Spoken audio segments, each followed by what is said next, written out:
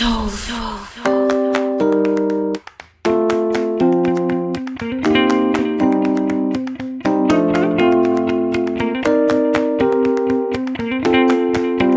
52, Pembuktian Cinta. Tiba-tiba, entah dari mana asalnya, ada sosok tubuh tinggi yang berdiri di depan Alena. Alena tengadah menatap orang itu. Pastinya bukan Justin.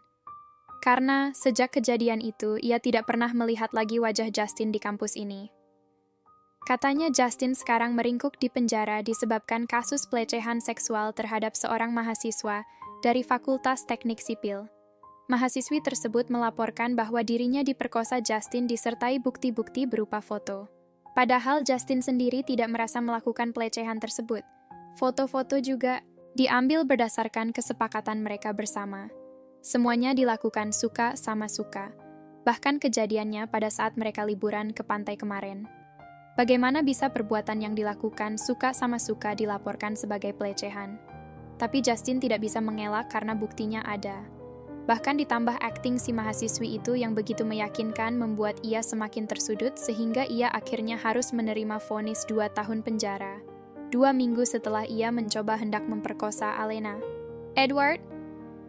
Suara Alena hampir tak terdengar. Ia melihat Edward begitu kurus dengan pandangan yang kosong. Alena, bolehkah aku duduk? Aku ingin membicarakan sesuatu denganmu. Pandangan mata yang keluar dari mata yang berwarna kehijauan itu sangat memelas. Walaupun demikian, pancaran pesonanya tidak sampai hilang. Alena kebingungan lalu melirik pada Cynthia untuk meminta pendapat. Cynthia melihat bahwa Edward seperti sudah mengalami penderitaan yang begitu dalam. Jika Alena menolak, ia khawatir akan terjadi sesuatu yang tidak diinginkan. Cynthia lalu bangkit dan memberikan kursinya pada Edward. Bicaralah kalian. Aku akan mengawasimu di sana, kata Cynthia sambil menunjuk pada kursi yang diduduki oleh 2 orang penjaga Alena. Alena memegang tangan Cynthia. Ia masih trauma dengan kejadian waktu Justin hendak memperkosanya, sehingga setiap ia berdekatan dengan pria yang bukan suaminya mendadak ia gemetar ketakutan. Jangan khawatir Alena, kami akan mengawasimu, Cynthia berbisik. Edward mengucapkan terima kasih pada Cynthia, lalu ia duduk di depan Alena. Alena menggeserkan kursinya sedikit menjauh dari Edward. Hati Edward seraya disayat sembilu. Ia melihat Alena terasa makin menjauh. Apa kabarmu, Alena? Lama tidak berjumpa.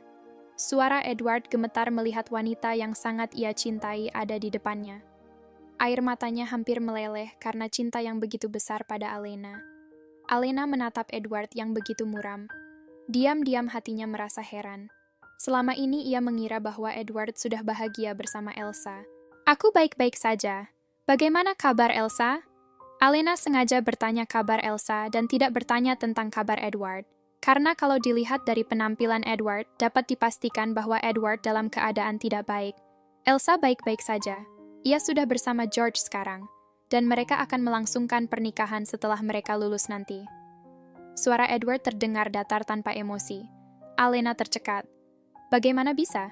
Bukankah kalian sedang berhubungan? Alena menatap Edward dengan wajah keheranan. Sesaat Edward menikmati wajah cantik di depannya. Betapa indahnya wajah Alena ketika sedang menatapnya. Mata yang begitu bulat dan bening, hidung yang tidak terlalu mancung tetapi sangat proporsional pada wajahnya dan bibirnya yang mungil, tetapi sedikit tebal pada bagian tengahnya menjanjikan kemanisan dan kenikmatan yang tak terbatas bagi yang berhasil menciumnya. Tiba-tiba Edward meraih tangan Alena. Alena terkejut dan langsung menarik tangannya agar Edward tidak menyentuh tangannya. Edward mengeluh. "Jangan Edward," Alena menggumam. "Alena, aku mencintaimu dan aku tidak dapat melupakanmu. Elsa akhirnya lelah menghadapi aku yang terobsesi padamu. Alena sayangku, tolonglah. Berilah aku kesempatan untuk membuktikan bahwa aku akan membahagiakanmu. Aku akan melakukan apa saja untukmu. Aku bersedia tinggal dimanapun kau berada. Alena, aku tidak dapat hidup tanpamu." Edward memohon dengan suara yang begitu menyedihkan. Bahkan perkataannya lebih mirip dengan ratapan daripada permohonan. Alena menegang di kursinya, ia merasa nafasnya tercekik. Alena, aku bersedia mati untukmu. Belum juga Alena menjawab. Entah dari mana datangnya, tiba-tiba tangan Alena ditarik agar bangun dari duduknya, dan kemudian sebuah tangan lainnya memeluk pinggangnya yang ramping. Tapi Edward, sayangnya Alena tidak membutuhkan nyawamu. Lagi pula ia sudah ada yang memilikinya. Ia adalah milikku sekarang. Ia sudah menjadi istriku yang sah. Suara yang sangat akrab di telinga Alena. Alena menoleh ke samping, tampak suaminya Nizam sedang menatapnya mesra. Apa-apaan nih bocah? Bukannya ia dilarang mempertontonkan kemesraan di depan orang lain. Ini malah memeluknya di depan orang banyak. Di depan Edward lagi yang lagi kacau dan galau. Semua orang langsung memandang adegan langka di depan mereka. Nizam yang berhati batu dan bermuka datar bagai tembok Cina itu tampak sedang memeluk Alena. Alena mencoba melepaskan pelukan suaminya. Ia sedikit malu menjadi pusat perhatian pada semua mata yang memandangnya. Tapi tangan Nizam malah semakin erat memeluk pinggangnya dari samping. Edward berdiri memandang ke arah mereka seakan-akan ia sedang menghadapi sebilah pisau yang siap menghujam hatinya. Bagaimana mungkin kau mengatakan suatu kebohongan yang begitu besar, Nizam? Kata Edward sambil menatap tajam. Nizam tersenyum lalu ia memutar pinggang Alena, sehingga sekarang mereka berhadapan. Belum hilang rasa terkejut Alena ketika tiba-tiba Nizam menghujamnya dengan sebuah ciuman yang teramat dalam. Alena merasakan betapa panasnya mulut Nizam pada bibirnya. Lidahnya yang panjang menjelajahi seluruh ruang mulutnya. Sementara itu lidahnya yang kaku karena rasa terkejut menjadi permainan yang mengasyikkan bagi lidah Nizam. Alena merasa perutnya sedikit mual karena rasa malu. Mesra sih mesra, tapi kalau di depan orang banyak seperti ini, dia juga tidak bisa menikmatinya. Kalau sekedar mengecup sih nggak apa-apa. Kontan saja terdengar suara pekikan terkejut dari orang-orang yang melihatnya. Beragam ekspresi wajah mereka perlihatkan menyaksikan adegan yang di depan mereka.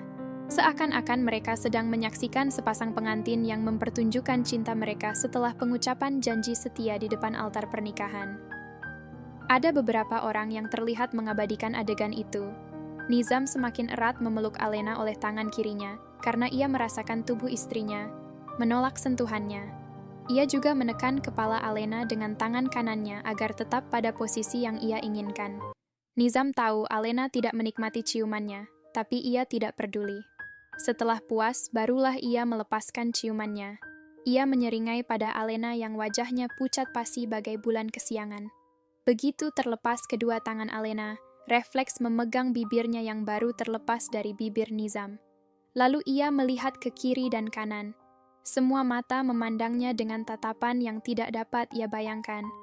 Air matanya mulai hendak mengalir karena malu.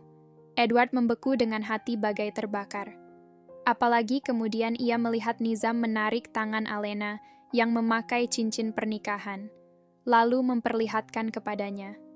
Edward jelas dapat melihat. Ada nama Nizam yang terukir indah di cincin berlian itu. Ini adalah cincin pernikahan kami. 2 hari ke depan kami akan pulang ke Azura untuk merayakan pernikahan kami. Dan kau serta semua yang ada di sini aku undang untuk menyaksikan resepsi pernikahan kami tersebut. Semua tiket dan akomodasi aku siapkan gratis. Kalian tinggal pergi saja. Silahkan kalian buat daftarnya siapa saja yang akan datang dan serahkan pada Cynthia. Resepsinya sekitar 2 minggu dari sekarang. Semua orang langsung bertepuk tangan dan mengucapkan selamat dengan hati bahagia. Serasa mimpi mereka akan liburan gratis ke Azura. Lalu Nizam merangkul bahu Alena dari samping. Mengajak Alena berjalan melewati Edward yang masih terdiam syok berat. Ketika badan Nizam pas sejajar dengan badan Edward. Nizam berkata, "Berhentilah mengucapkan cinta pada Alena, karena ia sudah menjadi istriku sekarang. Buatlah kehidupan yang baru untukmu dan bertindaklah seperti laki-laki sejati pada umumnya." Tangan Nizam menepuk pundak Edward. "Kamu laki-laki yang baik dan sopan. Akan banyak wanita yang mengharapkan cintamu." Lanjut Nizam lagi. Edward hanya menatap mereka dengan pandangan saya dan kosong. Lalu tubuhnya ambruk terduduk di kursi yang baru saja ia duduki bersama Alena tadi. Langit terasa gelap di matanya. Nyawanya terasa hilang di renggut Nizam.